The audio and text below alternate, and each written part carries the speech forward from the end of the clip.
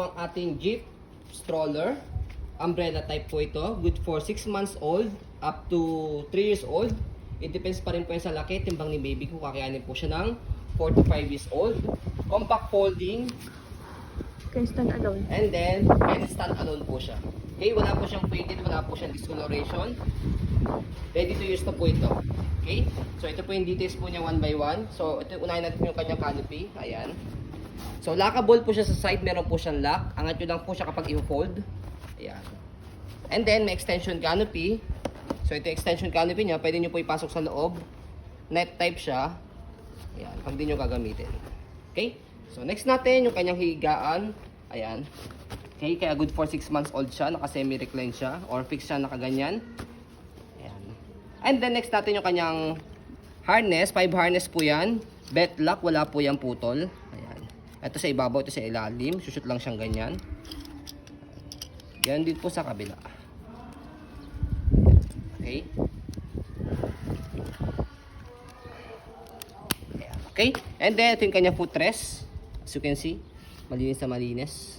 Gulong, okay na okay. Ayan, easy to maneuver, nag-swivel. Kung gusto niyo pong one way, ito po is, baba nyo lang po siya. Ayan. Ang purpose po niyan, kapag ihelin nyo si baby, ayan, naka one way lang siya. May shock siya, di ba? Ayan. Next natin yung gulong niya, ay yung body frame niya sa right side. Ayan. Yan yung brand niya, Jeep. Ilang brand po yan. Sa likod, ayan. Yung kanyang likod, basket, net type, gulong, stopper, okay. Ayan. Next natin, sa kabilang side ng body frame, ayan po yung details niya.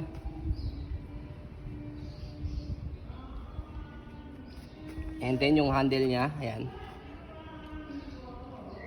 Okay, so before natin i-fold, stroll muna natin para makita po ninyo na wala po siyang issue kapag ginamit. Ayan.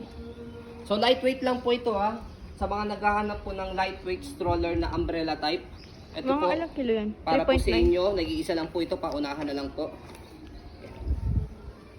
Unisex color, all black. Okay, wala po siyang issue kapag ginamit. Sa pag-fold, fold lang po muna po yung kanyang canopy. Next natin, sa likod, ito po, slide lang siya, and then angat. Okay, again, ulitin natin, slide lang po itong color black niya, and then angat. Okay, kapag na-slide angat nyo na po siya, pwede nyo na siyang fold paharap. Okay, pag na-slide nyo siya fold paharap, meron siyang lock dito sa gilid. Ayan. And then, meron siyang stand. Kaya, Automatic siya. ang ganda niya. Ayan. Sa ibang mga umbrella type, wala siyang stand na ganito. Pero si Jeep na umbrella type, meron siya. Okay? So, kaya space saver siya kahit pumunta kayo saan, mall. Yan. Okay? So, kahit hindi na siya buhatin, kahit itulak nyo lang siya pa ganyan, okay na. Tulak nyo ganyan para siya luggage type. Okay? So, next sa pag-open, tanggalin nyo lang po yung lock dito sa gilid, tapos, baba. Pag nababa nyo ng ganyan, yung kaninang inangkat po ninyo, ibababa nyo naman po siya. Ayan. Okay?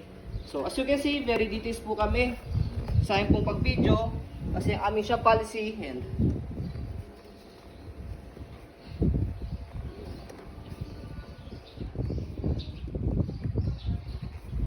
okay. So, yan po, as you can see, very details po kami sa aking pong pag-video kasi ang aming shop policy, no refund, no exchange, what you see is what you get. So, yan po, maraming salamat. Have a nice day and God bless po.